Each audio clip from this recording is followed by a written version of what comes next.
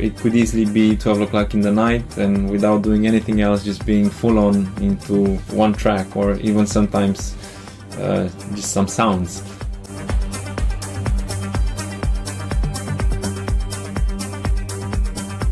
This is one of the reasons why I got into music, because I observed the effects that it has on my psychic and on my body, and I wanted to explore more of this.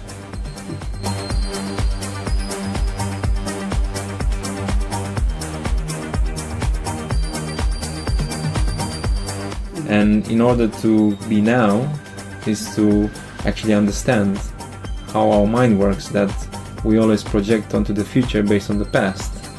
So we have to stop doing this.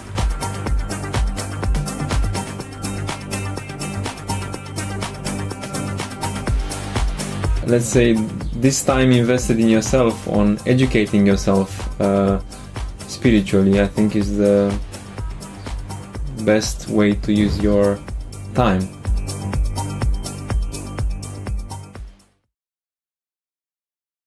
Okay, so we start all over again. Yeah. Oh, all right. What a struggle. Take number 4. Welcome to Surfer of Life. Thank you. We are laughing because this is the take number 4 now. I've been struggling with the introduction and everything, the recording machines and whatever. But now we are here. I am in Amsterdam, in the Netherlands, with Alex Preda, a musician and a DJ, and I am in your apartment. Thank you for the invitation. Pleasure. You are a musician and a DJ, and you started when you were a teenager. You became very interested in different types of music genres, and you started doing your own music. Now, some of the top DJs in the world are actually playing your music. Sasha, Pete Tong, John Digweed, Hot Since 82, Carl Cox, just for some to mention. Big names. Now you work as a full-time musician and DJ. So far, during your career, you have been recognized by these top star DJs, and in the 2016, you were the Romanian winner of Burn Residency, a competition for DJs and producers. Your passion definitely is music, but you are interested in spirituality and finding oneself as well. Yeah. That's very interesting. And at the moment you're working on a new live show where music and spirituality come together. That's also very interesting. Alex Preda, welcome to Surfer of Life one more time. Thank you for having me. We already talked about Romania when I screw up with the recordings, but tell me again about Romania and the music set in Romania. You are a DJ and musician, but you moved all over the world, and we talk about that a little bit later here. But tell me about Romania. Well, yeah, I was born there, and I lived in Romania until I was 21 or 22. And since I was 16, I started to be really interested with music, and I started to find softwares to help me make music, like I don't know, Fruity Loops. Reason came along at some point, and I was very much into computers, and I used to go out quite a lot, but the options I think were quite limited in terms of, because you have this Romanian minimal techno that developed there, and actually that was pretty much all I could find around that time, and maybe some breakbeat breaks, drum and bass. But minimal used to be quite big, and still is to this day quite big, but it's more developed, more evolved. I'm not really into that style actually, and my influences are more from the, let's say, Western Europe, also like Berlin, Germany. So I suppose it's trance, techno, melodic techno. Those are my influences, and in combination with the other styles that I like world music, chill out. I don't know, some big influence for me is Vangelis or Enigma. These are like this is my childhood music, to say so. What type of music you listen nowadays? You do this electric and house music and working on the computer a lot, but what kind of other type of music you listen? So for my relaxation, for my free time, right? Yeah. I don't know, different things. Sometimes I just go on Spotify and I check my the recommendations based on what I've been listening before, and I find really interesting music, from pop to down tempo electronica.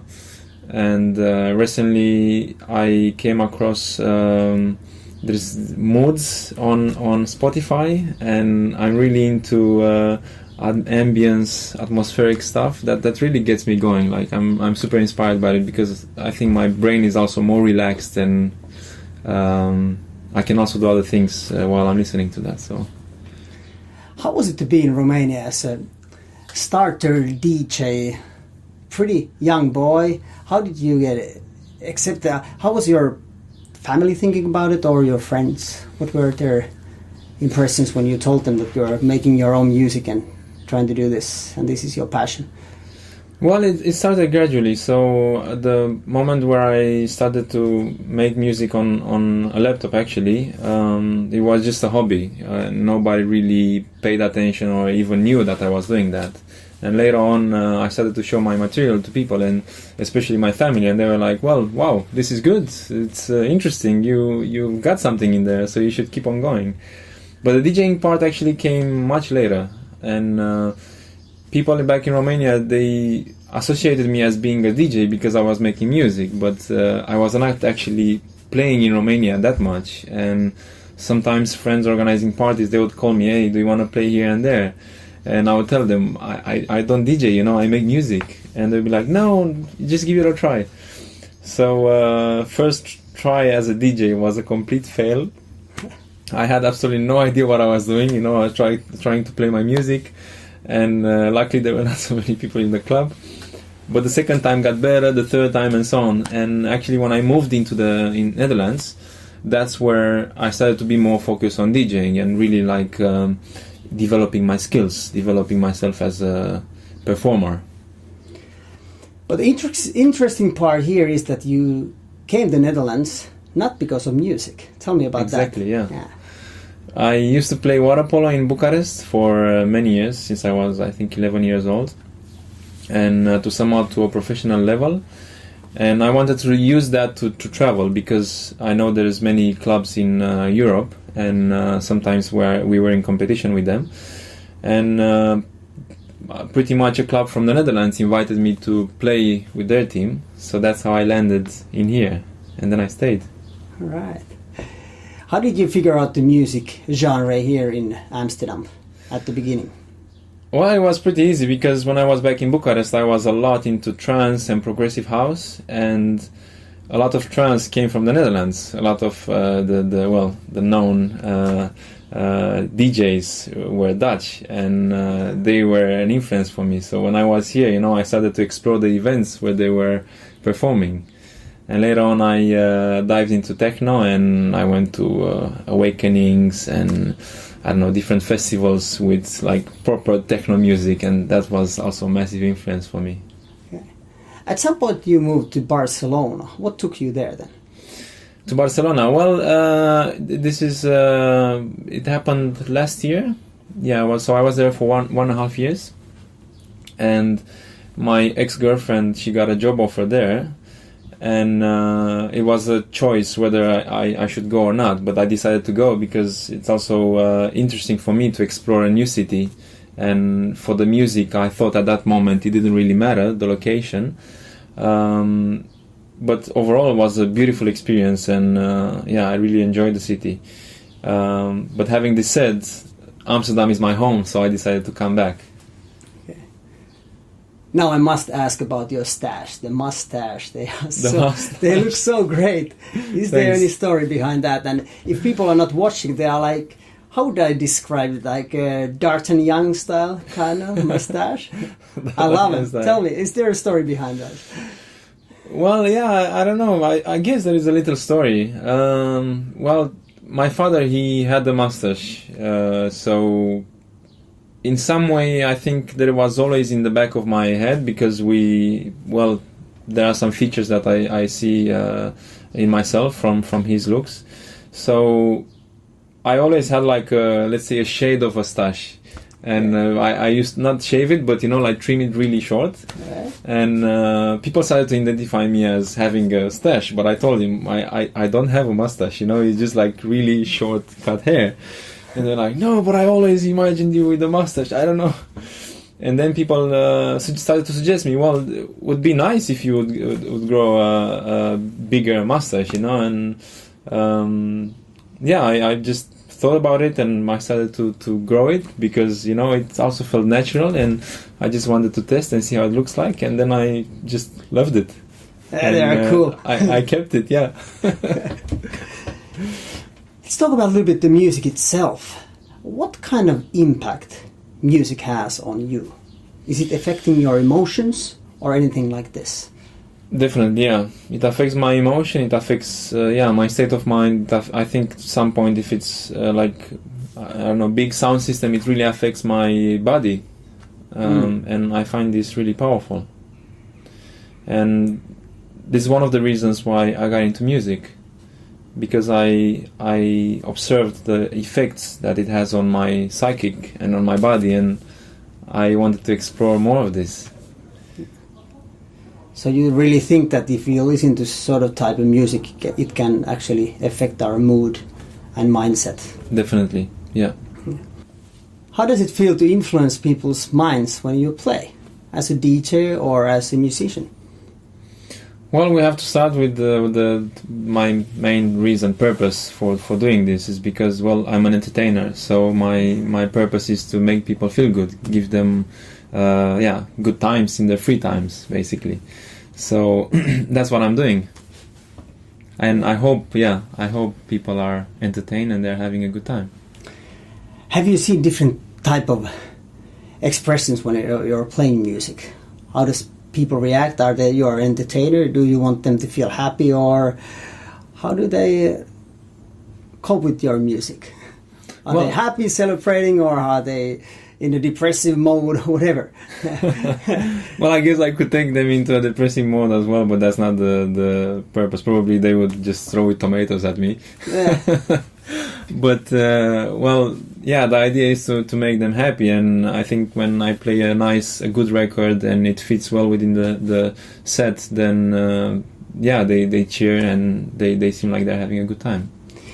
What has been the deepest emotional reaction you've seen while you're playing?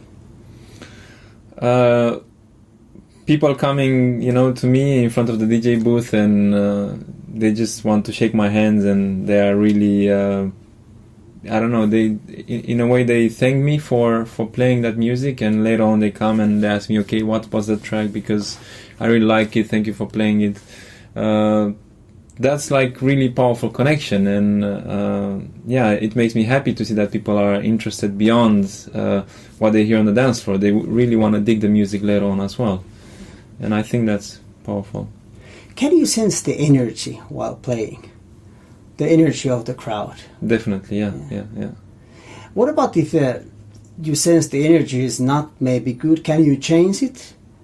Changing the way you play? Is there a way to affect the crowd in that type of way? Well, that's pretty difficult to say, but from my experience, when I'm on at the DJ booth, I normally feel a lot of positive energy, and I feel a lot of energy directed to me, and that feels good because then I can also direct my energy to the people, and I start by directing my energy to the people, and so my intention is to make them have a good time, and if I see that the track or my set doesn't go the right direction and people are not reacting to it, then I adapt so that it fits. Okay, so it's more like a cooperation than you being the star and then just dancing on the stage. Yeah. Not on the stage, but I'm not the star. People are the star. They are the star of the night. What about you as a DJ and as a music producer? Is there two type of Alex, or are you the same person when you are making your music and when you are up on stage playing the music? Yeah, that's an interesting question. It's the same person. the same philosophy behind it. So when I make records at home, my intention is to play them on the dance floor. And when I play, then I play those records or similar records as well to, just have like a proper dance floor vibe. What about on stage?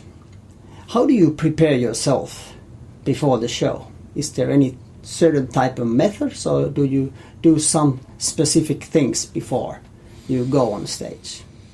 Well, I'm really nervous before going on stage, but I do like a really good preparation at home beforehand, like have my music in very good order and have more or less an idea what I'm gonna play and who's playing before me, after me.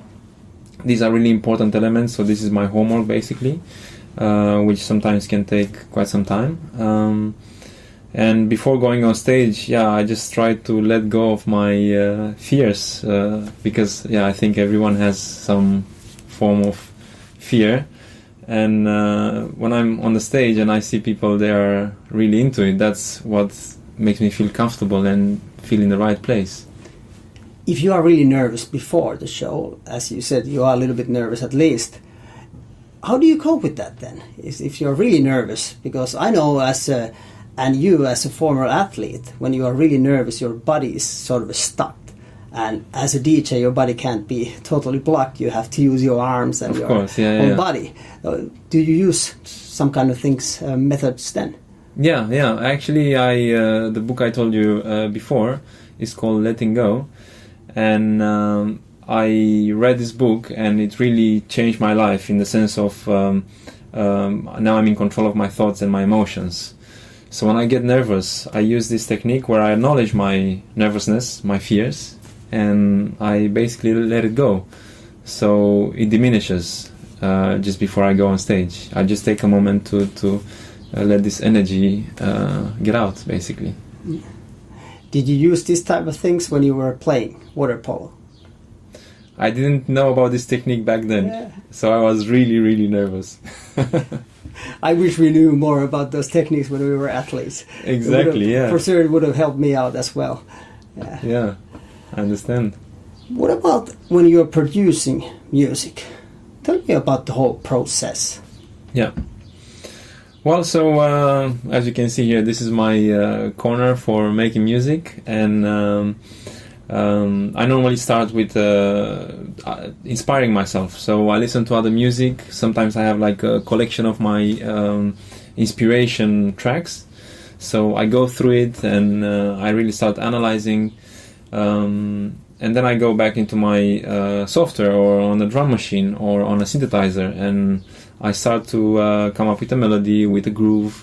And from there, when I have something that I feel it's a potential, then I develop it into a structure.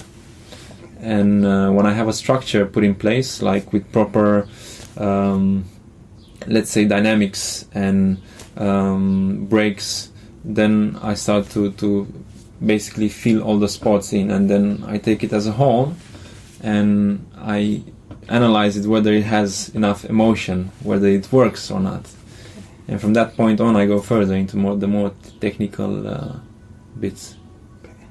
How deep you go while making music? How do you lose track of time, for example? Yeah, all the time. I lose track of time all the time. So I could start, I don't know, at 12 o'clock in the afternoon, and it could easily be 12 o'clock in the night, and without doing anything else, just being full on into one track, or even sometimes just some sounds. And I really zoom in a lot from, I don't know, taking a sample and turning it into something completely different, up to the point where I zoom out completely and I just try to focus on the whole perspective to see whether the track is something that I would like to finish. Okay. So do you just start randomly? That now you feel like this is the moment to start making the music, or do you have a plan? Do you have a schedule when you need to do something? I have more or less like a schedule, but I combine them. So I have a plan to be in the studio at least five hours a day from Monday to Friday, and within this time I could be doing anything, just purely jamming or finishing tracks, sorting my sound library collection, creating new synthesizer patches, so it can be anything. But I do need to have at least these 5 hours. 5 hours is a long time, so is it physical as well when making music? It could be physical as well, yeah. Especially if I start jamming or I start to prepare for my live sets, then I stand up and it can be physical, yeah. Now your music is being played all over the world in big stages, and as I mentioned earlier, big names are playing your music. How important and actually, let's put it this way, how good does it feel to be recognized like this? Well, it feels good. It means that what I do is being recognized and it doesn't go unnoticed. And it's definitely helping my development as an artist. So let's say when a big DJ like Matador is playing one of my records, then there is quite a few things happening there. First of all is like the recognition from a let's say well-established artist. And the second is very good promotion, because if he's playing in front of 3,000 people, then all those people will hear that music. This is the interesting part, because I've been in the clubs when I was younger, and occasionally still I go there, and this is the separation between DJs and musicians, and you are both. So you are producing music and working as a DJ, but then there are also just DJs, right? And then you come to the picture, and guys or girls like you who make the music. How does this connection actually work? How do you find your DJs, or how do they find you? How do DJs find me? Yeah, your music, Okay. Well, there is a process. So normally it goes into I make the music, then I send it to a record label, and the record label takes it, signs it, and then they package it and they put it into a promotion period. When it's in the promo period, it goes onto this digital platform, where big DJs have access, and not only big DJs, but a lot of people from the music industry, they have access, and they can rate the music, download, and they play it in their radio shows. Maybe it's gonna be a feature on a magazine. They play it in their DJ sets. So that's how DJs come across my music, mostly. Okay. You said that you lose track of time when you're doing your music. What about the sleep quality? How do you control your sleep?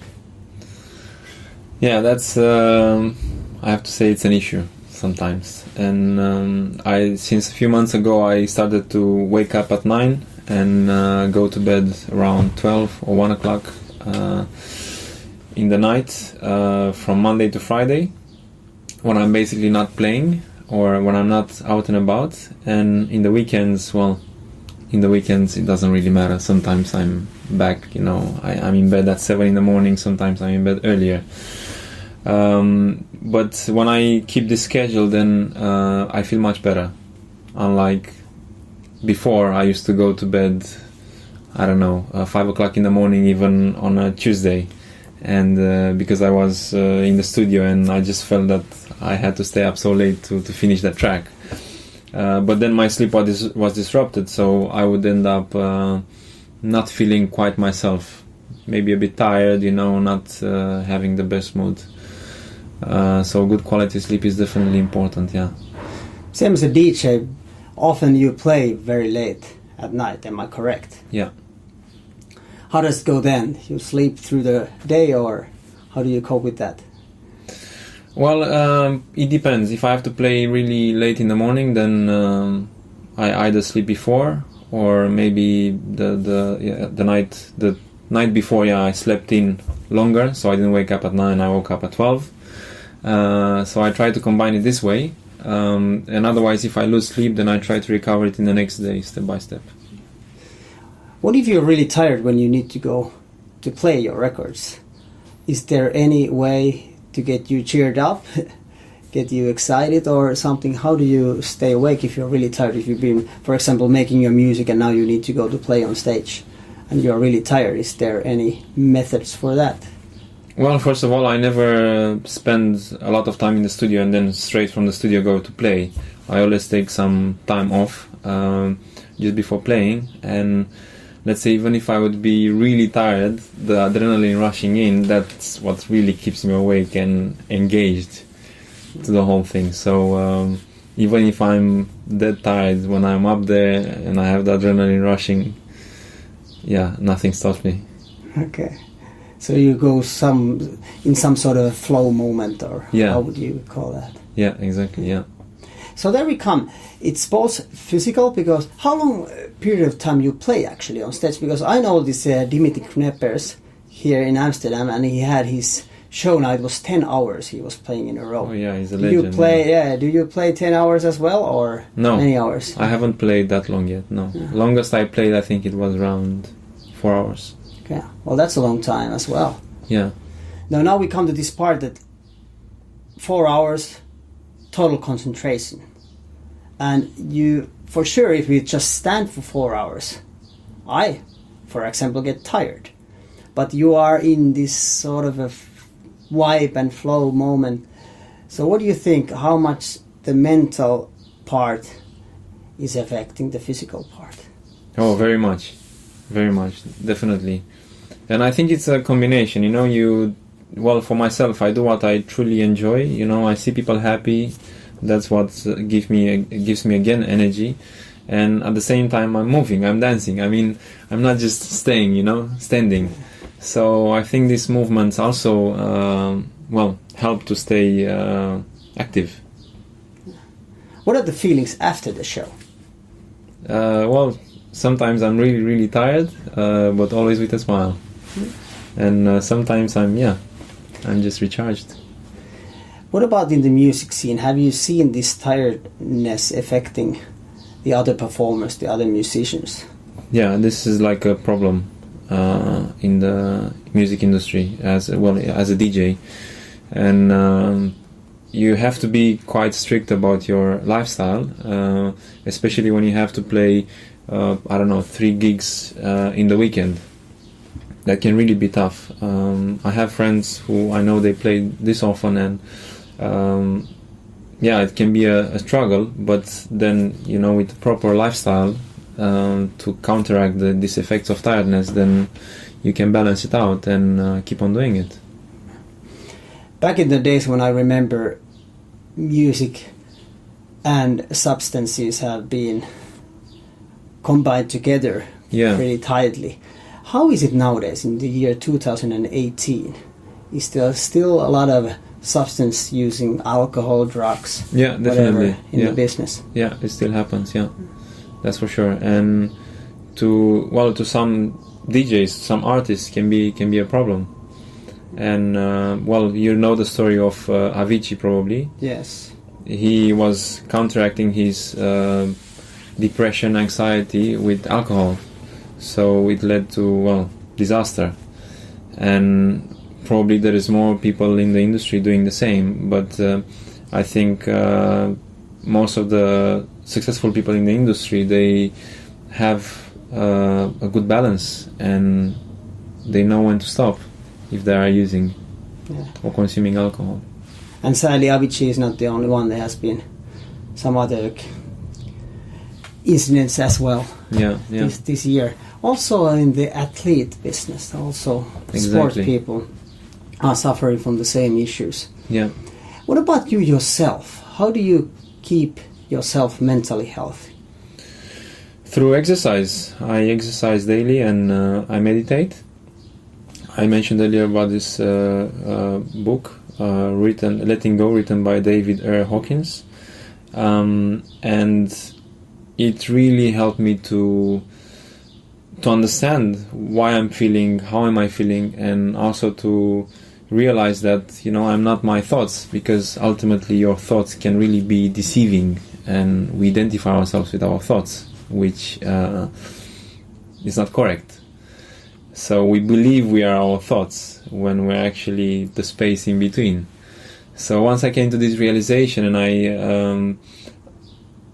I'm more in control of my thoughts and my feelings, then I can balance things out much better. And also with exercise, combined with exercise, daily exercise. And diet is also important. Eating healthy. I mean, I'm not always eating healthy, but I'm trying, I'm doing my best. So as a rule of thumb, I put for myself every morning I'm going to make a smoothie with whatever.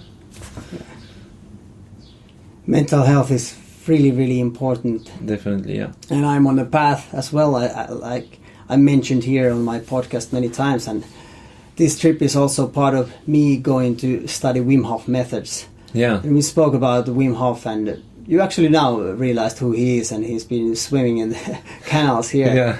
And a lot of that stuff is pretty much everything is about the mental part, how the body-mind connection works together, and it's very, very important. What does spirituality mean to you? Well, it means a lot. It means everything, actually.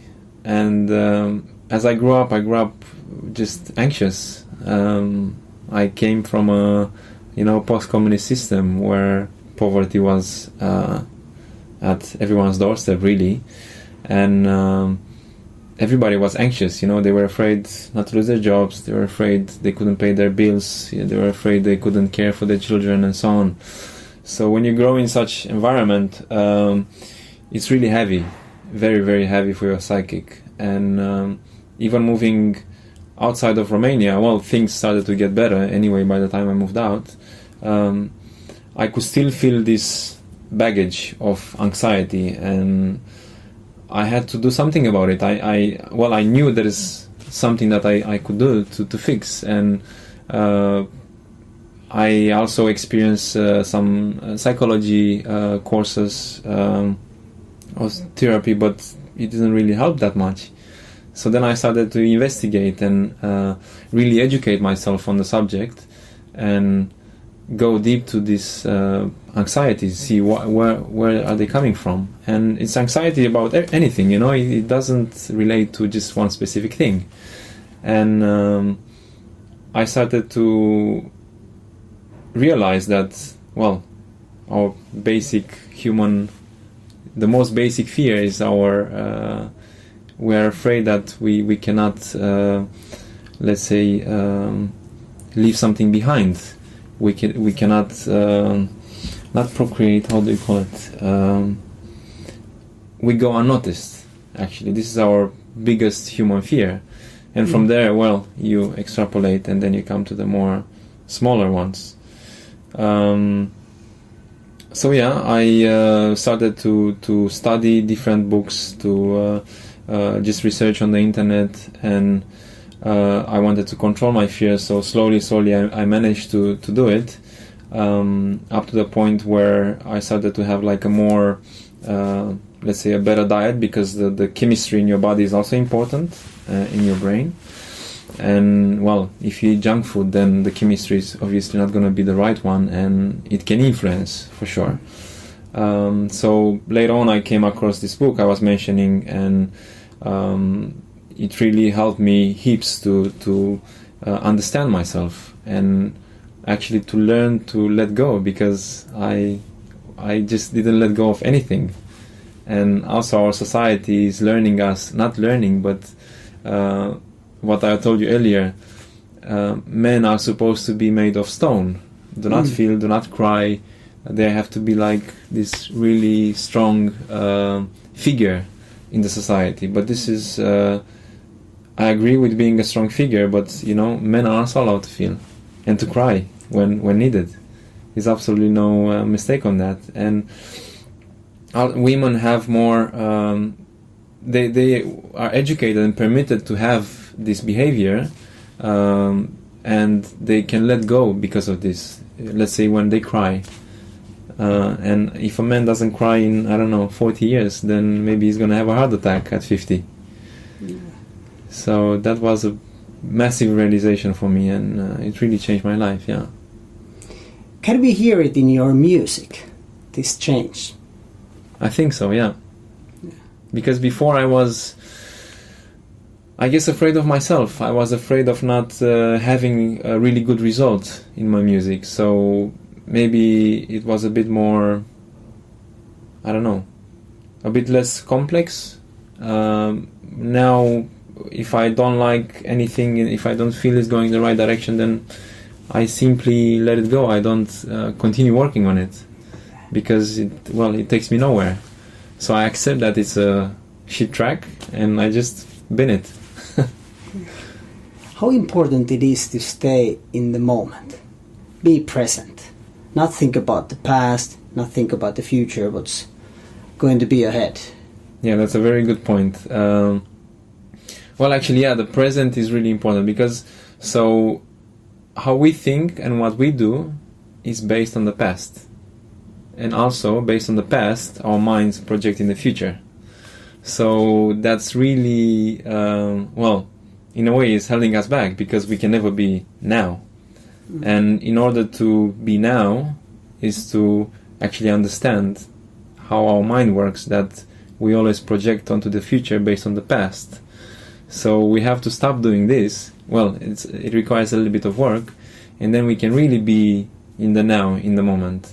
And especially if you do something that you truly enjoy, then you can automatically be in the moment, So it doesn't require a lot of work, actually. I suppose this happens when you are playing on stage. Yeah. Just 4 hours passes by and you really are focused in the moment, and then you don't even get tired. Exactly, yeah. Same when I'm in the studio. Yeah, same here. In this particular studio. It's great. Yeah, this is my corner. Spirituality and music. You are actually making or designing a show now. Can you tell me a little bit about that project? Yeah. So, since I'm so much interested in spirituality and more, better said, finding oneself. But finding oneself, what I mean by it is really understanding emotions and understanding who you are. So we're working on a show where music and spirituality come together to promote these ideas of spiritual development and finding oneself. And, an education that we basically, let's say when we were kids, we are not taught in school about these things. Nobody has any idea about it. So we grow up and we get to, this age, and that's where we actually start to be interested in these things and educate ourselves. So, and in a way, not in a way, but music is also very spiritual, so it helps us to channel energy different way. It helps us disconnect from, let's say, our daily routine, all our fears, our concerns from daily life. So this is like a great way to actually be spiritual as well. Yeah. So it's going to be, the live set is going to be a combination of a few toys, synthesizers, drum machine, and I can say fairly hybrid in a way, because I'm still going to use the standard DJ setup in the club, but then combined with a few external instruments and Ableton Live. And then it's going to be the spiritual story as well, which I'm going to reveal more later as it develops. That's very interesting. I have to catch you on that, maybe on Skype or something when I'm not in Amsterdam. Definitely, yeah. And hear more about it when you have done it for a longer period of time and when you launch the whole thing. Yeah, I look forward.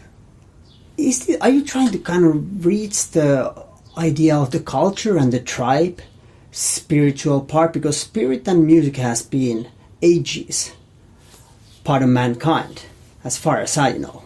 If you think about the tribes in the world and the different cultures, and I think there are a lot of like influences, they have this strong music and there's this spirit around.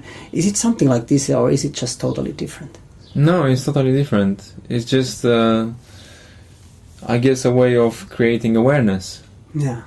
Awareness that, we are more than just ourselves with our own thoughts and afraid of everything and anything, there is more to that, and we can control those fears, the guilt.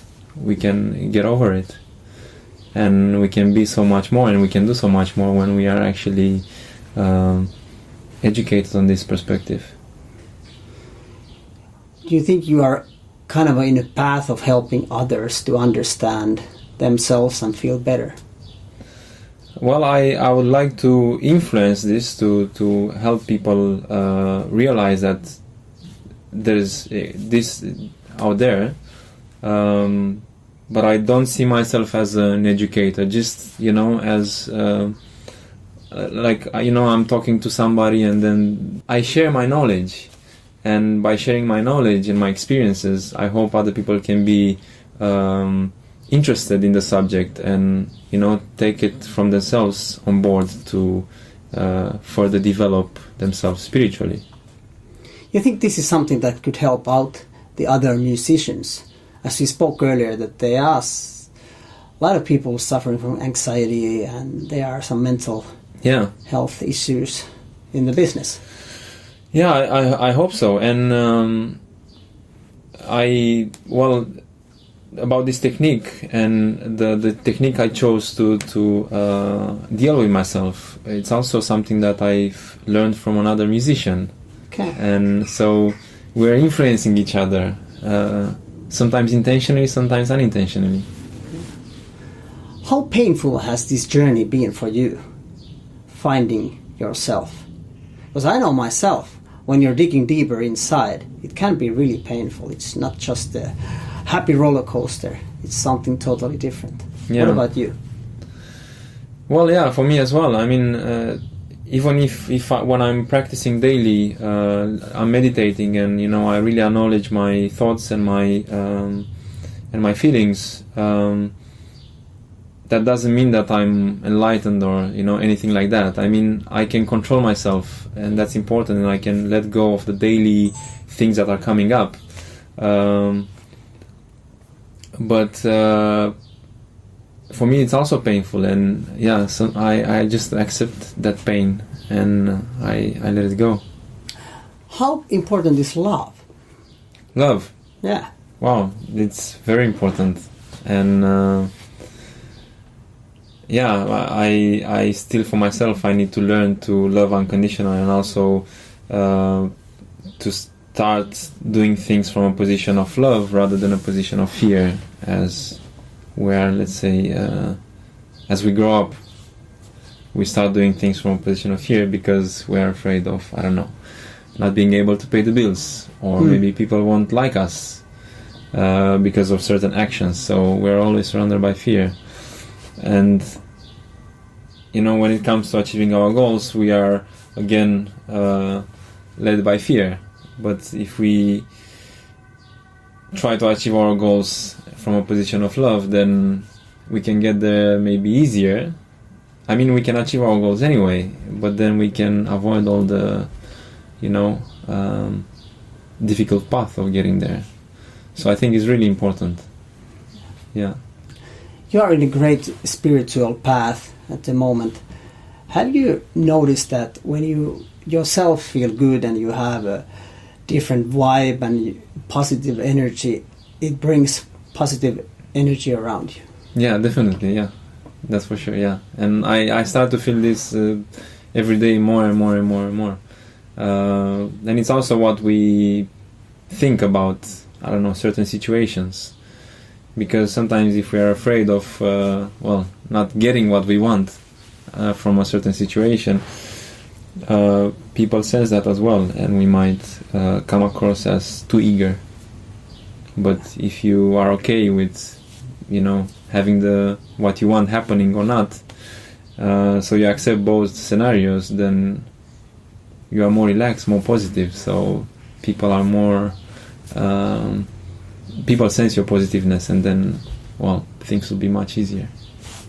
Does it affect your, how should I put it, your time? Because far I've spoken to people, and when they feel good themselves, they tell me that they kind of feel like they have more space and time around them. They don't feel that busy anymore, even though they have to do the same tasks. But when they feel emotionally, mentally very good, they feel like they have more time. How is it with you? Oh, that's interesting. I didn't think of it, to be honest. But I guess I'm feeling. I feel more at ease when I'm just okay with myself, and I feel I can do much more, and I don't feel the time constraints anymore. That's true indeed. But it also has to do with the priorities, because I think once you are at peace with yourself, then your priorities are also different. So you focus more on what's truly important for you. I think, that's my experience.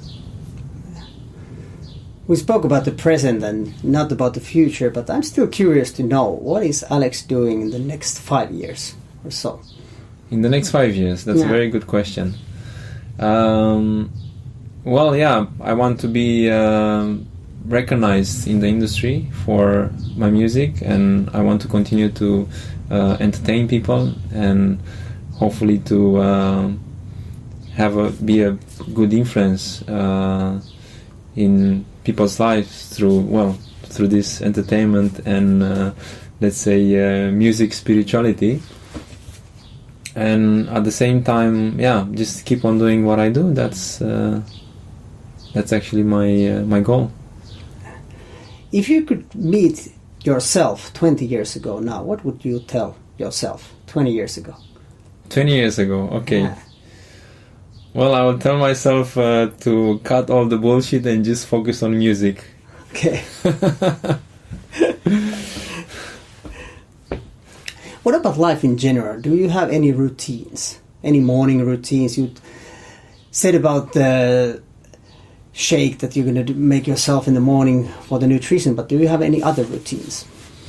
Normally I go first for a swim, and then I come back. I make myself a smoothie. I meditate for around 20 minutes just to prepare my day, and then I just keep on working. What would be your message to people who think that they don't have time for themselves, they don't have time for meditation, they don't have time to this finding oneself mission, or how would we call it? What is your message to them? Can't they find time for that? Yeah, more definitely they can find time, and this time invested in yourself, on educating yourself spiritually, I think is the best way to use your time, and it doesn't take that much time. What makes you feel down? What makes me feel down? I guess the fact that some situations I cannot change, or some people I cannot help. That's what makes me sad. Yeah. What about vice versa? What makes you happy? What makes me happy? Yeah. I don't know. Many things make me happy. People make me happy. Music makes me happy. Animals make me happy. Friends, family make me happy. Beautiful day, sunny day makes me happy. What about, where can people find you? Yeah. As a musician, where can we and the listeners find your music? Well, they can find me on SoundCloud. They can find me on Instagram, where I post my recent, wherever I travel or wherever I play. They can find me on Facebook, obviously, and also I'm having this radio show called Layers. It's once a month, 1 hour. And most of the times I upload it on my SoundCloud page, but it can be found on pretty much various radio stations online and FM. One of them is digital imported, and I'm sure a lot of the electronic music fans, they know about this radio station. Yeah, I will post the links for sure. All right. Thank you so much for your time. This has been amazing conversation. We've had a lot of technical issues today. The camera's been shutting down many times, so for the listeners, this interview needs to be cut occasionally, but it doesn't really matter. I'm so happy that you invited me here and you are sharing this very inspirational stuff. Thank you for having me. Yeah, I like this spiritual stuff. It's amazing how it kind of feels like it all comes together. I come here for this spiritual training to Amsterdam, and I meet you. And to be honest, I didn't know this part of you at all. This is sort of a snowball effect, a positive one. Yeah, it's really interesting. To learn also about you, that you come here for this technique. Yeah. So, well, thank you very much for having me. I really enjoyed also our conversation. Thank you, and we talk more about these things later. Yes, through Skype or something. Thank you, Alex. Thanks.